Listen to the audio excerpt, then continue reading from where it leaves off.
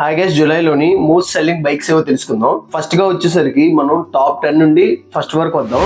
10th place లో అయితే మనకి హంటర్ ఉంది. హంటర్ 350 ఉంది. హంటర్ 350 లాస్ట్ ఇయర్ కి చూసుకున్నా కూడా డిఫరెన్స్ కూడా మనం చెప్దాం. మనం ఇయర్ వచ్చేసరికి 18,373 యూనిట్స్ అయితే ఇయర్ అమ్మారు. అదే లాస్ట్ ఇయర్ లో చూసుకుంటే 14,091 యూనిట్స్ మాత్రమే అమ్మారు. డిఫరెన్స్ చూసుకుంటే 4,200 డిఫరెన్స్ ఉంది. గ్రోత్ పరంగా 30% అయితే గ్రోత్ అయితే పెరిగిందని చెప్పొచ్చు. అదే 9th ప్లేస్ లో చూసుకుంటే TVS Rider most selling vehicle 125cc లోని టీవీఎస్ రైడర్ లాస్ట్ ఇయర్ కి చూసుకుంటే లాస్ట్ ఇయర్ అయితే 24,547 యూనిట్స్ అయితే అమ్మారు. అదే ఇయర్ వచ్చేసరికి 24,511 యూనిట్స్ మాత్రమే అమ్మారు. 36 యూనిట్స్ అయితే తక్కువ అమ్మారు.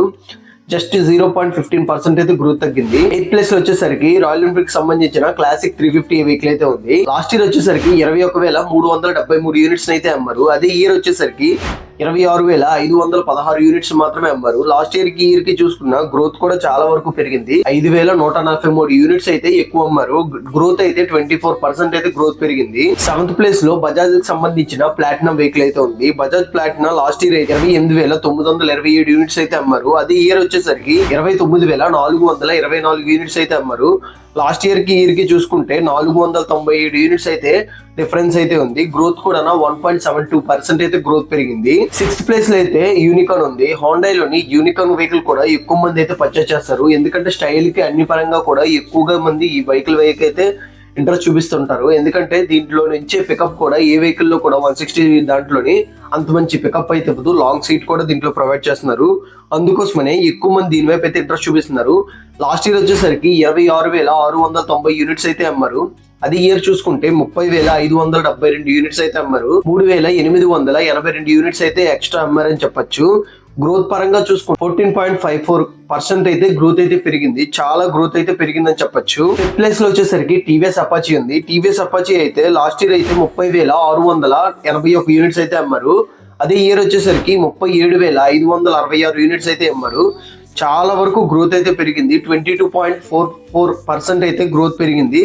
మనం డిఫరెన్స్ చూసుకుంటే 6,885 యూనిట్స్ అయితే ఎక్కువ అమ్మారని చెప్పొచ్చు. 4th ప్లేస్ లో అయితే హెచ్ఎఫ్ డిలక్స్, హీరోకి సంబంధించిన హెచ్ఎఫ్ డిలక్స్ అయితే 4th ప్లేస్ లో ఉంది. ఈ వెహికల్ అయితే లాస్ట్ ఇయర్ లో అయితే 46,627 యూనిట్స్ మాత్రమే అమ్మారు. అదే ఇయర్ వచ్చేసరికి చాలా బిగ్ నెంబర్స్ అయితే నోట్ చేసిందని చెప్పొచ్చు. 71,447 యూనిట్స్ అయితే అమ్మారు. లాస్ట్ జూలై ఈ ఇయర్ జూలైకి డిఫరెన్స్ చూసుకుంటే 24,850 యూనిట్స్ అయితే ఎక్కువ అమ్మారు. ఆల్మోస్ట్ 53.30% అయితే గ్రోత్ పెరిగింది. చాలా గ్రోత్ అయితే డెవలప్ చేసుకుందని చెప్పొచ్చు. 3rd ప్లేస్ లో అయితే బజాజ్ పల్సర్ ఉంది. పల్సర్ వెహికల్ కూడా ఎక్కువ మంది ఇంట్రెస్ట్ చూపిస్తున్నారు. కాకపోతే లాస్ట్ ఇయర్ సేల్స్ తో పోల్చుకుంటే ఈ ఇయర్ సేల్స్ అయితే కొద్దిగా తగ్గాయి. లాస్ట్ ఇయర్ అయితే 95,789 యూనిట్స్ అయితే అమ్మారు. అదే ఇయర్ చూసుకుంటే 79,817 యూనిట్స్ మాత్రమే అమ్మారు.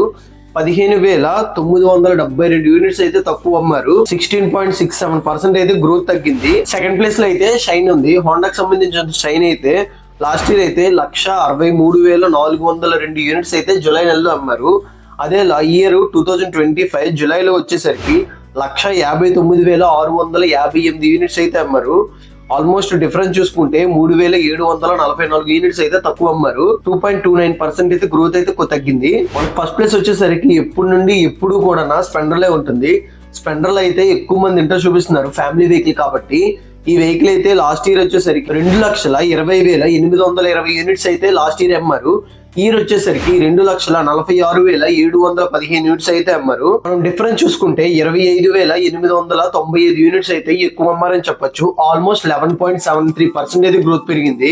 ఇదైతే జూలై 2025 మోస్ట్ సెల్లింగ్ బైక్స్ యొక్క రిపోర్టు.